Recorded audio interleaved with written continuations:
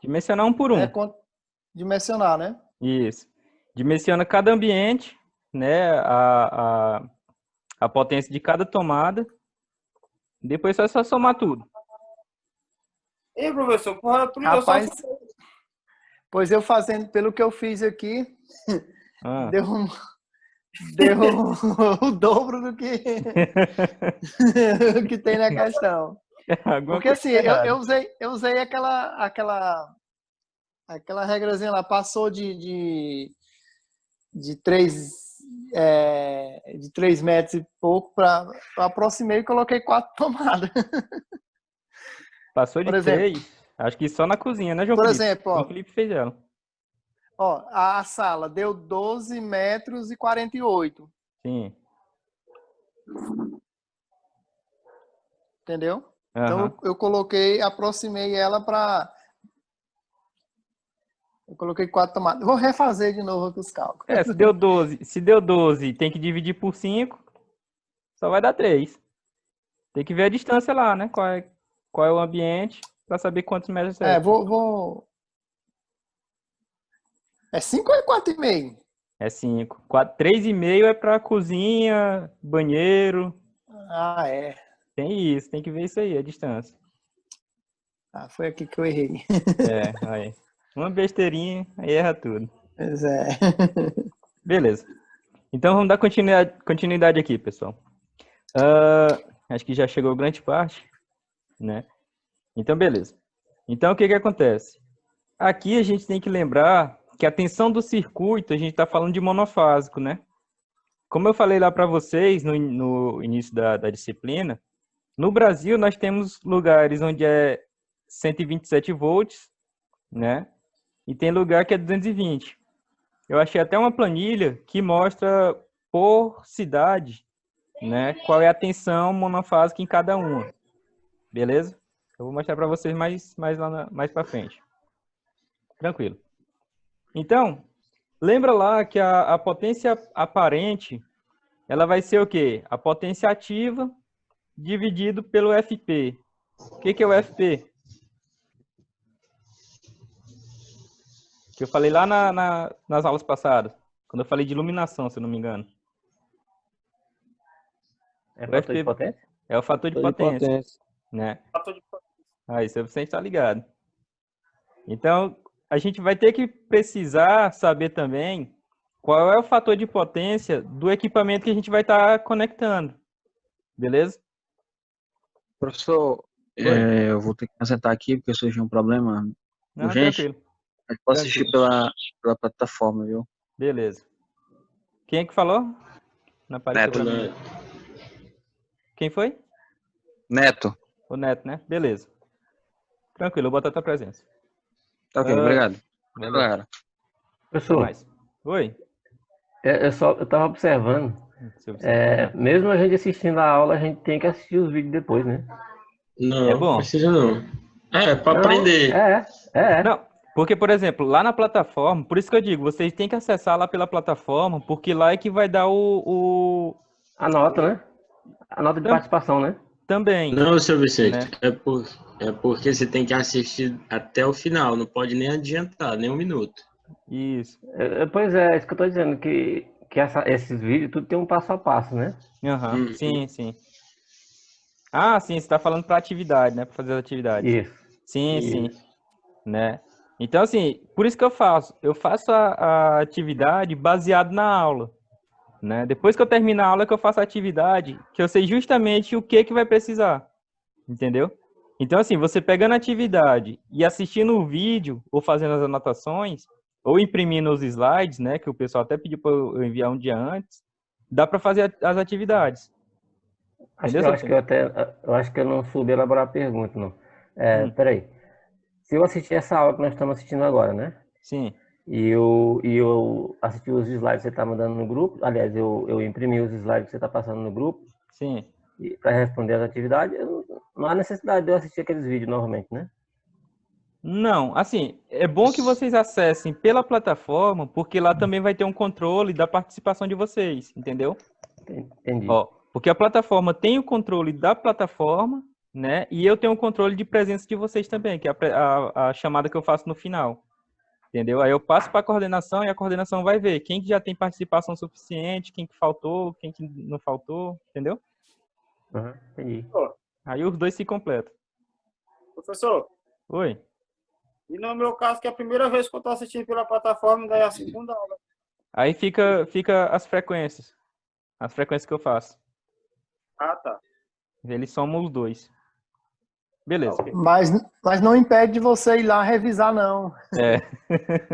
Não, olhando por esse lado aí, é muito bom revisar, né? Sim, Continuando aí, né? Beleza, então vamos continuar aqui, pessoal. Então, eu substituindo a potência aparente naquela fórmula, né? Eu vou ter isso daqui, ó. Que a corrente vai ser igual ao quê? A potência ativa dividido pela tensão vezes o fator de potência. Né? Lembrando que o fator de potência é multiplicado pela tensão, só aqui embaixo. Beleza? Então, nós vamos calcular a corrente de cada circuito através dessa fórmula. Né? A corrente vai ser o quê? A potência ativa dividido pela tensão, né, em volts, vezes o fator de potência. Beleza? Aí eu coloquei aqui do lado, só dizendo o que é cada um, né? O S é a potência aparente, o P é a potência ativa, que é dada em watts, né, para saber a diferença. Um é em volt-ampere, né, a potência aparente é em volt-ampere, e a ativa é em watts, certo? A corrente é dada em amperes, né? A tensão do circuito dada em volts e o fator de potência ele não tem unidade. Beleza? Onde que eu vou achar esse fator de potência? No manual do equipamento, né? Por isso que eu falei lá no começo do curso, que a gente sempre precisa estar observando o manual do equipamento. Na embalagem, né? No caso de lâmpadas, por exemplo, sempre tem lá o fator de potência da lâmpada, né? Ou a gente pesquisa na internet um valor que seja aproximado, né? Um valor que seja considerado geral para qualquer equipamento daquele modelo, né? Daquele tipo. Se for motor, tem na placa, né? Se for motor, tem na placa. Isso. Beleza? Mas eu posso passar também para vocês uma planilha que tem também várias informações sobre motores. Eu tenho num livro aqui, eu posso passar para vocês depois. Professor, Oi. Por exemplo, aqui no carregador do notebook, Sim. eu tenho aqui que a entrada dele, ele tanto é 110 quanto 240. Uhum. Ele tem uma variação, aliás, é 1,3 amperes. Chamando Valesca. A frequência que é de 60 Hz, né? A saída dele que é 19,5 volts. E em corrente contínua, 2,31 amperes. Uhum. Aí esse fator de potência... Ele não tem, né? Não. E aí, como é que a gente vai fazer? Pesquisar. O que acontece, pessoal? Quando a gente não tem, né? Quando a gente está falando de eletrodoméstico que não envolve motor, o que a gente vai fazer? A gente vai considerar esse fator de potência como 0,92. Eu acho que até botei uma observação mais lá na frente. Né? Então, esse fator de potência a gente considera 0,92. Isso aí eu tava lembrando. Olha aí, já estava ligado. Né? Quando a gente está falando de motores, a gente já vai ter uma coisa a mais. Né? Acho que essa observação tem mais lá na frente, Antônio. Chega mais lá na frente, lá eu falo dela. Então não vai dar tempo aqui. Então o que acontece? Quando se trata de motores, a gente deve considerar ainda o rendimento desse equipamento, né? Que a gente vai encontrar esse rendimento onde? Justamente na placa, né? Como o seu Vicente falou. Então o que acontece? Além de eu ter lá o cálculo da corrente normal, né? Que é a potência sobre a tensão dividido pelo fator de potência, né? A gente ainda vai dividir de novo pelo rendimento do motor, né? Esse Nzinho aqui, que é o eta, na letra grega, ele vai ser o rendimento do equipamento, sempre que tiver motores, beleza? Que eu posso até colocar também essa planilha para vocês lá. Aí o que acontece? Quando a gente tem esse tipo de equipamento aqui, ó, quando não for, pronto, tá aqui. Quando não for possível determinar o fator de potência, a gente considera o fator de potência 1 para cargas que tem aquecimento, né, porque ela é considerada puramente resistiva. beleza? Então, ele não vai ter defasagem de corrente de tensão. Então, o fator de potência é 1. Quando a gente utiliza motores e na placa lá, a placa já estiver bem desgastada, né? A gente vai considerar um fator de potência de 0,8, beleza? Isso para casos que a gente não tem assim, uma precisão muito grande, né? A gente não precisa de uma precisão muito grande. Geralmente, a gente utiliza 0,8. E para demais cargas, a gente vai utilizar 0,92. Beleza? Isso daqui é um valor mais prático do que medido. Para você não usar um valor qualquer, né, para não ficar sem esse valor, não deixar de fazer a questão, não deixar de mencionar, a gente vai utilizar esse fator de potência com essas 3 observações. Beleza? Mas o ideal mesmo é pegar na placa do equipamento. Tranquilo? Tranquilo. Na placa, na etiqueta. Beleza. Isso para circuitos monofásicos. E quando for trifásico, como é que a gente vai calcular essa corrente? A gente vai ter uma diferençazinha, né? A gente vai pegar a potência, aquela fórmula lá da potência, né? Aquela fórmula da corrente, e ainda vai dividir aqui por um raiz de 3. Beleza? Isso daqui vai ser a transformação de corrente trifásica para corrente monofásica. Ou seja, essa corrente aqui vai ser a corrente por condutor, né? Cada condutor do circuito trifásico vai conduzir essa corrente. Tranquilo? Nessa parte aqui eu não vou me adentrar muito, porque faz mais parte lá de eletrotécnica aplicada, né? Vocês devem ter visto lá. Viram o cálculo de corrente, tensão, essas coisas? Ainda não. Ainda não? Ainda não. Ah, Eletrotécnica aplicada, não. pronto, beleza. Pois quando vocês forem ver ela, né, vocês vão ver esses cálculos de corrente. Mas como a gente vai precisar dimensionar, já coloquei ela aqui já resumida. Né? Já botei só no ponto para vocês aplicarem a fórmula. Beleza? Aí tem uma observação, pessoal. Quando a gente está trabalhando com motores, a gente geralmente encontra a potência dele dada em CV, né? Que é o cavalo-vapor, é uma unidade americana, uma unidade inglesa, né? Então, um CV, ele equivale a 736 watts, beleza? Quando a gente fala de HP, que é outra unidade de medida de potência, ela vai equivaler a 746 watts, né? Para quem trabalha na área já de instalações elétricas, né? Por exemplo, o Rodrigo, né? O Rodrigo ele já trabalha muito com motores. Isso daqui você acaba pegando de cabeça, né? Acaba ficando na cabeça de vocês, né? Mas para quem está vendo a primeira vez, né? Que ainda tem um pouco de dificuldade, já deixei aqui só no ponto também, né? E esse raiz de 3, para quem for fazer um cálculo lá, que não tiver como calcular na calculadora, né? Pode considerar ele aproximadamente 1,732. Beleza? Isso aqui a gente vai precisar na hora de dimensionar os condutores. Então, tranquilo. Aí, pessoal, eu botei esse link aqui. Eu posso mandar também lá na plataforma para vocês. Eu não lembro se eu botei ela, né? Ela mostra a tensão em vários estados aqui do Brasil, né? Ela mostra todos os estados lá. Eu estava observando lá que tem cidades que têm a tensão monofásica de 110 volts, tem delas que é 127, tem delas que é 220, né? Essas são as 3 que eu lembro. Beleza? Aí, como é que eu faço para transformar a tensão trifásica, ou tensão monofásica, para tensão trifásica? Eu vou pegar o quê? Pegar a tensão monofásica e multiplicar pela raiz de 3. Né? Se vocês pegarem, por exemplo, aí, a tensão de 220 volts, que é monofásica daqui, né, de Teresina. Não é isso? Isso. E eu quiser saber qual é a tensão trifásica aqui em Teresina, vocês só vão pegar o quê? Substituir essa tensão monofásica aqui por 220, né? Então, a tensão trifásica da rede daqui de Teresina vai ser o quê? 1,732 vezes 220. Multiplica aí, vê quanto é que dá. Sem calculadora. Cabeça, homem.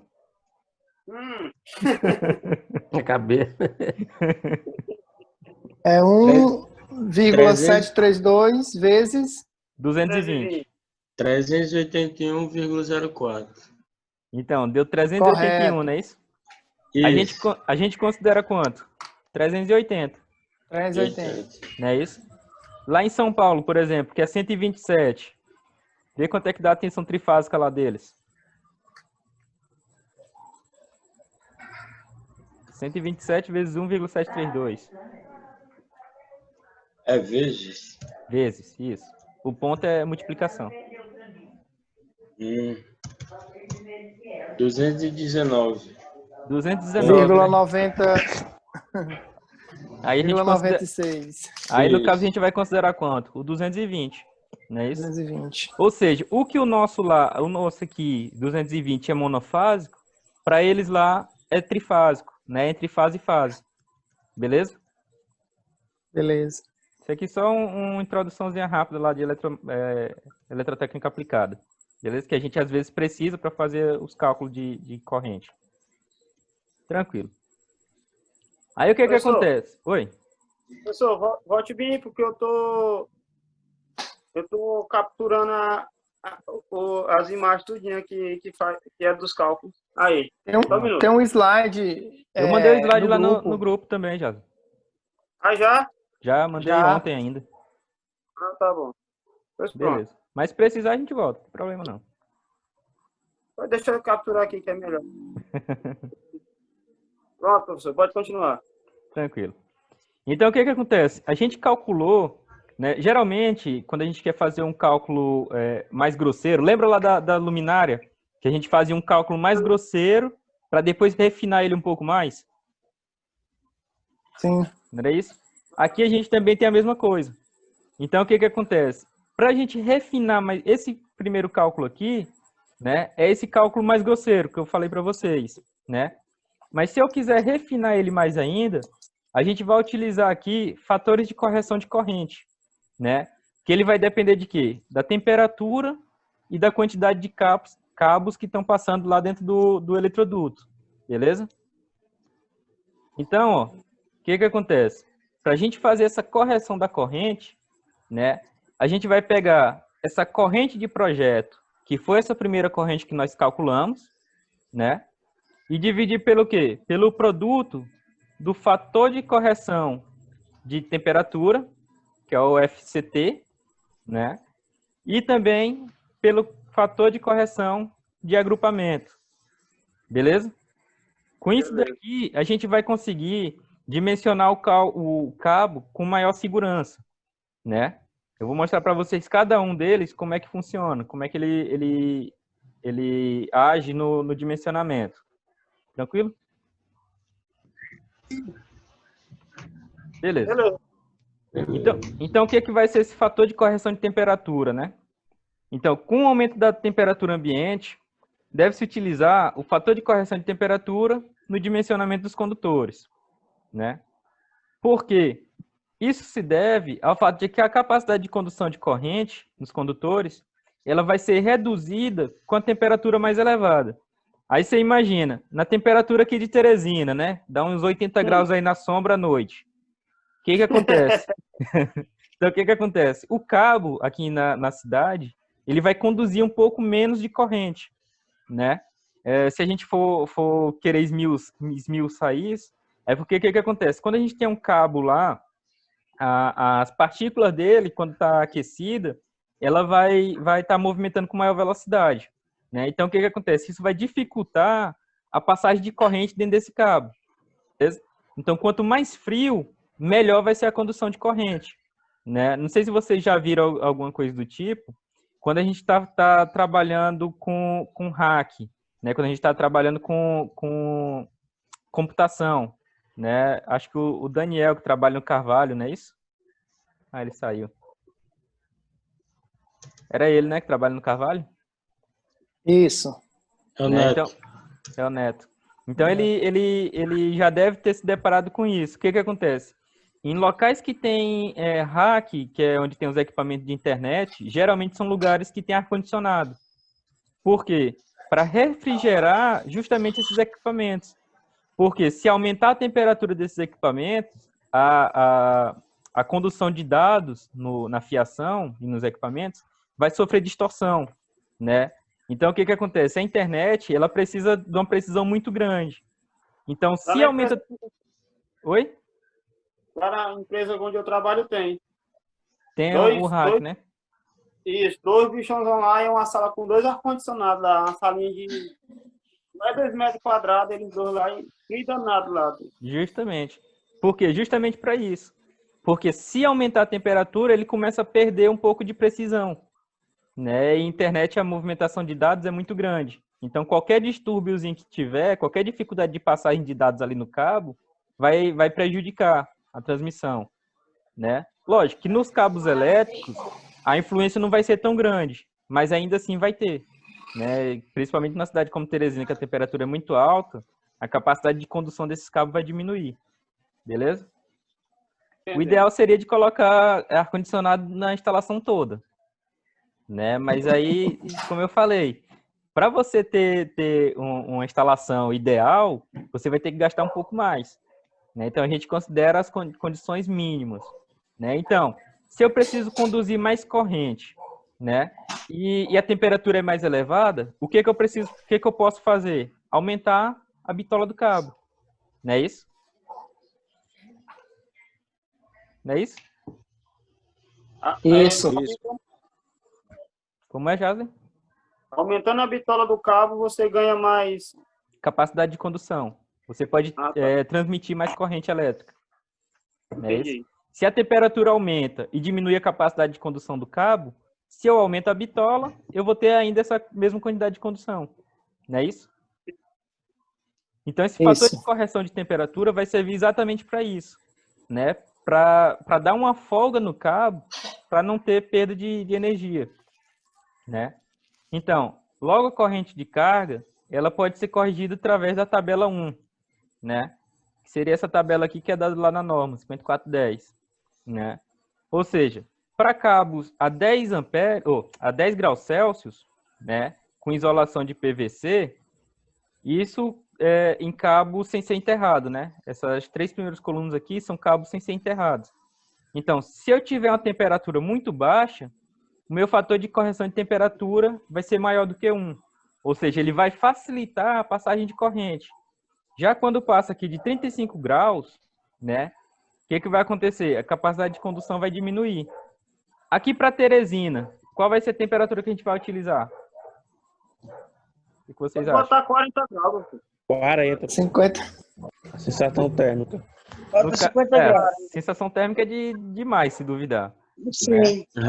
Mas na prática a gente utiliza 45 graus, né? Para o Nordeste como um todo. A gente utiliza 45 graus. Beleza? Aí, ó. Beleza. Oi. Esse 0,79 aqui, o que é? É o fator de correção. Ele é que vai ser substituído lá na fórmula. Ah, tá. Entendeu? Esses valores aqui, ó, onde tem embaixo de PVC e embaixo de XLPE, vai ser o valor do fator de correção. Aqui tem a temperatura, certo? Beleza? Essas três primeiras colunas aqui são para cabos lançados sem ser enterrado, né? Sem ser no solo. E essas 3 últimas aqui é quando é no solo. Né? Temperatura do solo, 10 graus, 15 graus, por aí vai. Beleza? Entendi. Tranquilo. E aqui ainda tem a diferença do tipo de isolante dele. Se o isolante for de PVC, né, que é a cobertura do cabo. Se ele for de PVC ou se for de EPR ou XLPE. Professor, isso já está inventando coisa demais. O que acontece? Quanto maior a capacidade de isolação do cabo, a gente vai precisar de materiais diferentes. Não é isso? Que vai ser justamente esse EPR ou XLPE. Quando a gente está na prática, o que acontece? Esses cabos normais que a gente utiliza, a capacidade de isolação dele, de tensão, é mais ou menos 750 volts. Né? Então, o cabo ele isola 750 volts. Se passar disso, a isolação já começa a ser desgastada. Entendeu? Então, o que acontece? Se eu tenho uma tensão maior, né? Se eu quero uma isolação maior para esse cabo, eu vou utilizar a isolação EPR ou XLPE. Mais para frente eu vou mostrar para vocês o que é cada um desses. É agora. Então, o que acontece? Qual vai ser a diferença da isolação PVC para o EPR, HEPR ou XLPE? Né? Tem esses 3 tipos de isolante aqui que é um pouco mais reforçado. O cabo de PVC, que é o cloreto de polivinila, ele é um termoplástico que suporta temperaturas até 70 graus. Né? Até 70 graus Celsius, esse isolante ele vai conseguir isolar numa boa. Né? Então, a isolação deles, normalmente, são de 750 volts. Né? Mas vai depender de cada fabricante ainda. Beleza. Já o EPR ou HPR, que é de etileno propileno, ele é um termofixo também, mas ele vai suportar uma temperatura aí um pouco mais elevada. Né? Então, ele vai aguentar uma temperatura de até 90 graus Celsius. Beleza? E a isolação dele é de até 1000 volts. Ou seja, ele vai isolar mais do que o cabo de PVC. Inclusive, quando a gente vai fazer lançamento desses cabos pelo solo, a gente usa muito mais esse cabo EPR ou HPR, né? Ou XLPE, que ele é um pouco mais caro, né? Porque no solo a gente tem umidade, né? Então esse cabo ele vai isolar um pouco mais essa isolação vai isolar um pouco mais o cabo, né? Isolar um pouco mais a parte condutora, beleza? Então o XLPE, que é o polietileno reticulado, é um termofixo que suporta temperatura também de 90 graus, né, no condutor, com a isolação também de 1000 volts. Só que ele ainda tem uma vantagem de ter uma resistência mecânica a impacto. Ou seja, os cabos lá que o Antônio lança pelo piso, muito provavelmente seja XLPE ou EPR, né, porque ele aguenta mais pisada, né, ele aguenta mais, como é que eu posso dizer? Ele tem uma resistência física um pouco maior. Beleza? Oi. Só lhe cortando um pouquinho aqui, porque a bateria do meu celular só está com 5%, talvez eu não consiga assistir a aula toda. Tranquilo. Beleza. Mas coloca presença em mim aí. Se caso desligar o celular aqui, vou assistir até desligar. Beleza. Tranquilo? Aí aqui eu botei a imagem mais ou menos como é que é essa isolação. Né? A isolação do PVC, você pode ver que ela é uma isolação um pouco mais simples, né? Ela só tem aquela coberturazinha plástica ali por cima, né? Que é esse cabo que a gente utiliza normalmente, né? Na instalação predial. É utilizado em circuitos comuns, né? Para alimentar cargas comuns. O EPR, ou HPR, ele é utilizado para correntes mais elevadas. Porque, como eu falei para vocês, quando passa corrente por um cabo, ele vai aquecer. Isso acho que até o Ronilton falou na aula. Né? Então, o que acontece? Ele vai suportar uma corrente um pouco mais elevada. Ele vai ter uma isolação um pouco maior aqui, uma isolação um pouco melhor. Né? Então, vai garantir uma isolação um pouco maior. E o XLPE é utilizado para correntes mais elevadas, né? E para circuitos que é lançado pelo piso, que foi aquele caso que eu falei para vocês. Beleza? Beleza. Tranquilo. Aí nós vamos ter também aqui o fator de correção de agrupamento, né? A gente falou do fator de correção de temperatura. Vocês só vão ter que ver qual é a temperatura do ambiente. Lembrando que a gente vai utilizar aqui para Teresina 45 graus, né? Para o Nordeste como um todo. E a gente vai ter o outro fator de correção, que é de agrupamento. Beleza? O que vai ser esse fator de correção de agrupamento? A condução de corrente vai gerar os campos eletromagnéticos, né? Que eu já falei para vocês desde a aula, da primeira aula. E isso vai dificultar a condução de corrente nos circuitos, né? Porque um cabo vai gerar corrente magnética, né? Vai gerar campo magnético no outro. Né? Não sei se vocês já viram ou já ouviram falar que, por exemplo, quando está sendo lançada uma rede de média tensão, principalmente, no interior, né, ou na cidade mesmo, quando tem uma rede existente e você vai construir uma rede ao lado, essa rede que está sendo construída nova, ela tem que ser toda aterrada. Por quê? Porque o campo magnético gerado por essa rede existente pode energizar a rede que está sendo construída. Mesmo ela estando desligada de tudo, ela cria uma corrente elétrica lá nessa rede. Né? Então, quando você aterra ela, você dificulta a geração de corrente. Então, evita de causar acidentes, né? Acontece muito isso. Cercas elétricas, quando passa embaixo da rede também, rede de alta tensão, ela também fica energizada. Então, a gente usa também seccionadores nessas redes, nessas cercas, né? Justamente para dividir ela em pedaços menores, né? E a gente aterra também essa rede, ou essa cerca, beleza? Quando a gente faz projeto de rede de distribuição, principalmente no interior, a gente sempre faz isso. Passou próximo de rede de média tensão, de alta tensão, a gente tem que aterrar a cerca, beleza? Beleza. Então, o que acontece? Logo, deve-se corrigir a corrente conduzida pelos condutores, né? Aí tem uma coisa que a gente precisa observar. Quando eu falar de camada única de transporte, né, de lançamento de cabos, eu estou falando de cabos lançados um ao lado do outro, né? Eu não tenho nenhuma camada mais em cima dela, né? Só que o que acontece? Geralmente o que a gente vê, seu Vicente viu lá no shopping, né? Lá nas eletrocalhas, geralmente são lançados assim, ó, né? Os cabos são lançados um em cima do outro, né? Que a gente chama de camadas múltiplas, beleza? Beleza. Quando eu falar de camada única ou camada múltipla, é essa diferençazinha aqui. Botei só como observação, né? Então, qual vai ser o valor desse fator de agrupamento, né? Fator de correção de agrupamento. A gente vai utilizar também uma tabela, né? Então, o que acontece? Quando eu tenho lá feixes ao ar livre ou sobre superfície, embutido em conduto fechado, por exemplo, em eletroduto, né? Em eletrocalha, quando ela for fechada, a gente vai utilizar essa primeira linha, beleza? Se eu tiver um circuito só, lançado nesse eletrocalha ou nesse eletroduto, eu vou utilizar o fator de correção 1, né? Se eu tiver 2 circuitos sendo lançados nesse eletroduto, eu vou utilizar o fator de correção 0,8. E por aí vai, né? Quando chegar em 8 aqui já é 0,52. Aí de 9 a 11, 0,5 e por aí vai. Beleza? Professor, Oi. você falou em eletrocalha e me veio uma dúvida. Quando eu estou trabalhando, passando os condutores na eletrocalha, eu tenho uma quantidade máxima que eu posso estar trabalhando de condutores dentro dessa eletrocalha, ou eu faço isso até de topar. acordo com... Você até topar, né? ou pelo fator porque assim, a gente sabe que cabo é bicho pesado, né? Sim.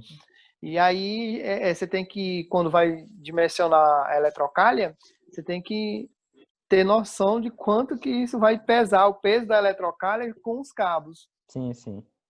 Então, o que acontece? Quando a gente está trabalhando com eletrocalha, isso é mais para instalação elétrica industrial, né? Que a gente utiliza. Mas o que acontece? Trazendo um pouco, como eu falei para vocês, né? Eu vou tentar trazer o máximo de indústria para essa disciplina. Quando a gente está trabalhando com eletrocalha, com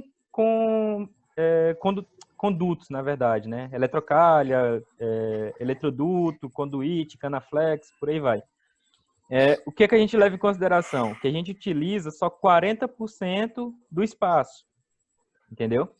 Então, o que acontece? Na prática, a gente não vê muito isso, né? A gente vê, enquanto der para colocar cabo ali na eletrocalha, o pessoal vai lançando, né? Eu tava vendo dentro de uma loja do Carvalho esses dias, que não cabe mais, eles botaram do lado. Confusão, né? Você deve ter visto lá no shopping também, é mais ou menos desse jeito. Certeza, é muito comum isso aí. Enquanto tiver espaço, o pessoal vai colocando. Só que a gente quando for dimensionar eletroduto, né, eu vou mostrar isso para vocês, que a gente só utiliza 40% do espaço dela. Justamente para ter uma ventilação, para diminuir esse fator ou aumentar esse fator de correção de agrupamento também. Alguém está ouvindo, professor? Eu tô ouvindo. Eu tô. Tá normal aqui. Professor, Oi. explique bem que essa tabela de novo, novamente. Pronto. Do começo aqui mesmo. Sim, rapidinho. Sim. Beleza. Então, o que acontece?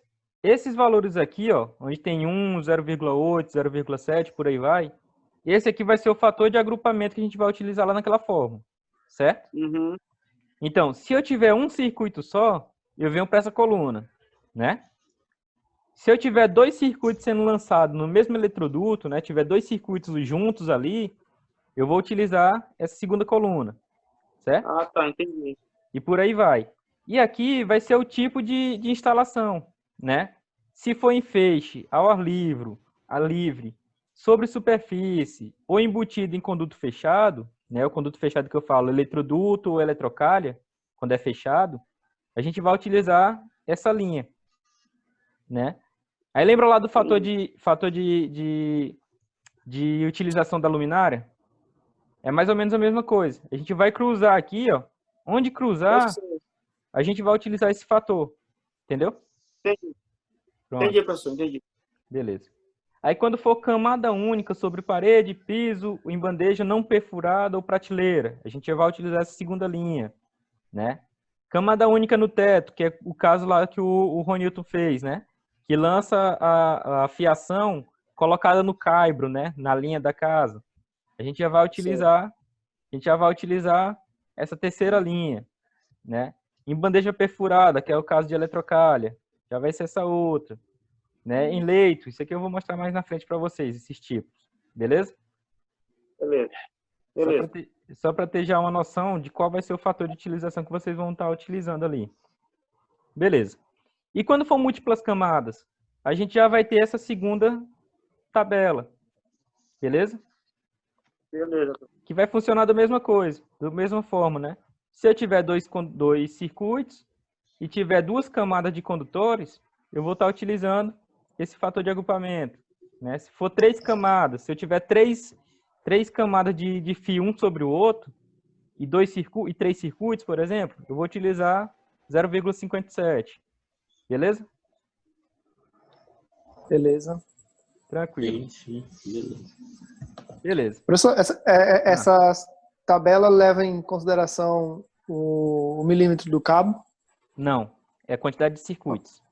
Só a quantidade de circuito, Só a ok. quantidade de circuito. A bitola do cabo a gente vai ver quando for dimensionar a eletrocalho, o eletroduto.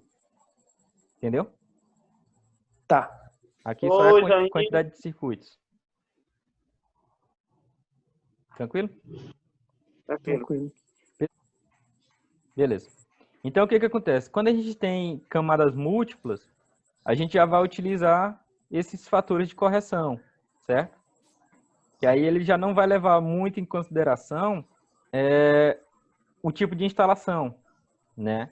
A tabela aqui ele já não especifica o tipo de instalação, né? Então, o que acontece? Esses fatores, eles são válidos independente da disposição da camada também, se é horizontal ou vertical. Lembra que eu falei lá da fábrica de ração, que ela tinha muito pó, que a gente fazia a instalação na vertical, né? Uhum. Então, a gente aqui não vai levar em consideração se ela vai ser horizontal ou vertical, né? Cadê? Esse aqui já falei, né? De camada única. E para ter valores mais precisos ainda, a gente pode utilizar a NBR 11.301, né? Que na prática eu realmente nunca utilizei ela, né? A gente sempre utiliza a 5410. Até porque, assim, circuitos elétricos a gente sempre utiliza com um pouco de folga, né? Então a gente não precisa de uma precisão muito grande, né? Mas em questão de concurso, quem for prestar concurso, aí era bom dar uma olhada nessa 11.301. Beleza? Beleza. Tranquilo.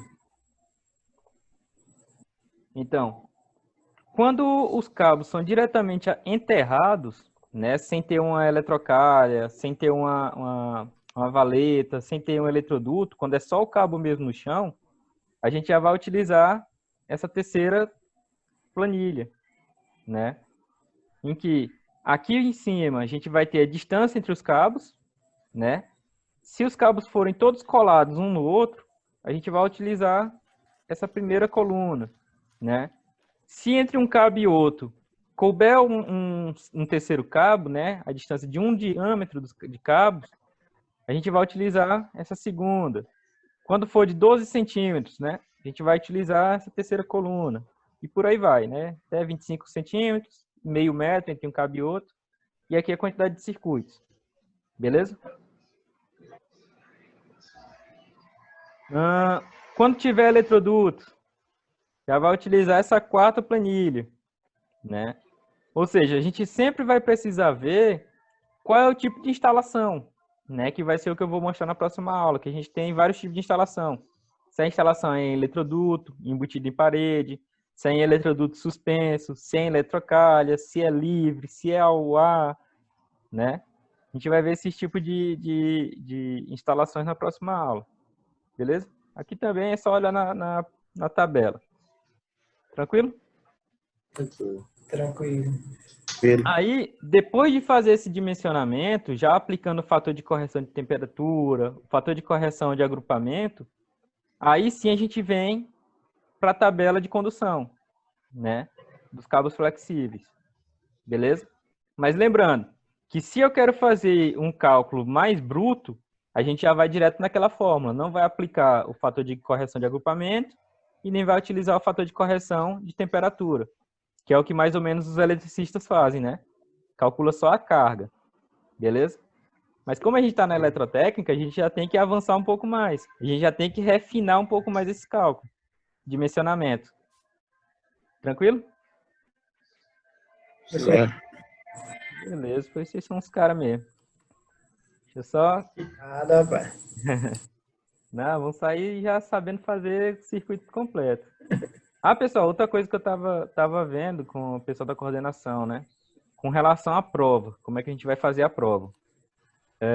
O que eu estava pensando em fazer? Porque como o tempo de uma aula é pequena, né? É pequeno, o que eu estou pensando em fazer? Um trabalho para vocês dimensionarem uma instalação completa. Dá para fazer? No AutoCAD já? Não. Oh. Não, eu vou mandar a planta, aí vocês vão me dizer a quantidade de... a quantidade de tomadas, quantidade de iluminação, a potência de iluminação, né, a potência de corrente, potência de tomadas, dimensionar o eletroduto, dimensionar o cabo. Dá para fazer? Dividir os circuitos. Dividir os circuitos. Mas isso tudo ainda vou ensinar, né? O restante ainda vou ensinar para vocês. Pode ser. Dá, é melhor do que fazer tipo nesse tempo da aula, né? Não? Justamente, foi isso que eu pensei. Porque como o tempo é muito curto, né? Então o que acontece? Uhum. Como o tempo é muito curto e vocês meio que vão fazer na pressão, né? Esperando ali o tempo da aula acabar, é melhor eu passar para vocês fazerem em casa, com calma, né? Isso. Do que fazer na agonia. Beleza? Beleza. Vai dar certo. Aí o que eu tô pensando em fazer? Eu tinha falado para vocês que seria no dia 28. Não é isso? Eu tinha falado que era no dia 28. Então o que eu vou fazer?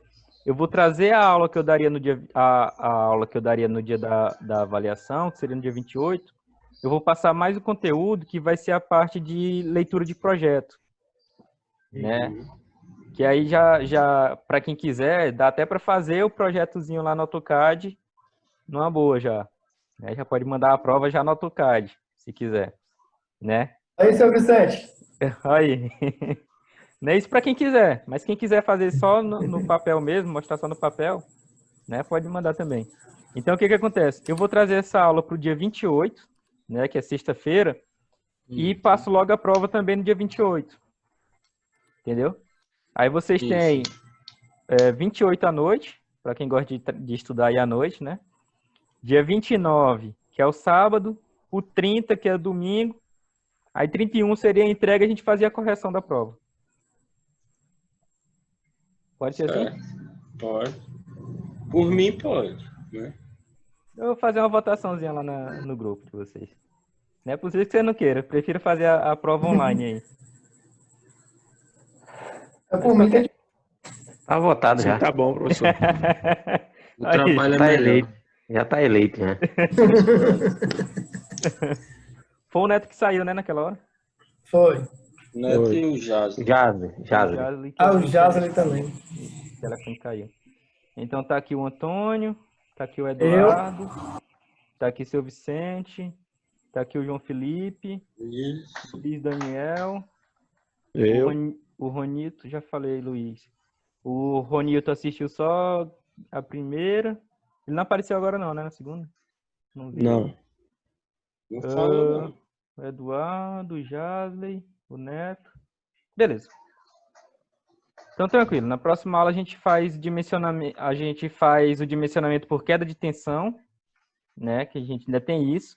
Quando a gente tem circuitos muito, muito longos, a gente vai ver que tem a queda de tensão. Então, assim, o equipamento que precisa lá no final de 220 volts, né? Como vai ter uma queda de tensão no cabo, não vai chegar aos 220 volts lá. Aí o que vai acontecer? A gente tem o cabo dimensionado para a corrente certa, mas o equipamento não está funcionando direito. Acontece muito para iluminação. Não sei se o Antônio já sofreu com isso, né? Que é justamente a queda de tensão, né? E também quando é motores, né? Às vezes o motor fica girando mais devagar do que o que era para girar, né? Não sei se o Vicente já passou por isso também, já fez instalação grande. Aproveitando vai ver justamente a queda de tensão. Aproveitando a deixa, no meu caso aqui, que eu trabalho com muitos picos, porque a linha do áudio, principalmente quando entra o chamado as baixas frequências, eu tenho muitos picos. Como para corrigir isso aí? Por exemplo, às vezes eu tenho uma aplicação que está, sei lá, consumindo 35 amperes. E os equipamentos funcionando na potência máxima, está com esse consumo. Mas aí, pergunta como é que eu vou fazer para poder corrigir esse fator? No meu caso aqui, eu uso um cabo de 6 milímetros, né? Sim. Geralmente pode ser corrigido com filtros, né? Filtro passa baixa ou passa alta, às vezes corrige isso, mas essa parte de frequência, né? Como é mais voltado para som, eu nunca trabalhei não. Mas você pode estar olhando alguma coisa com relação a filtro de frequência. Certo. Beleza? Beleza. Então, tranquilo, pessoal. Até a próxima aula. Beleza, até sexta. Até mais. Valeu. Boa noite. Boa noite. Boa noite. Boa noite.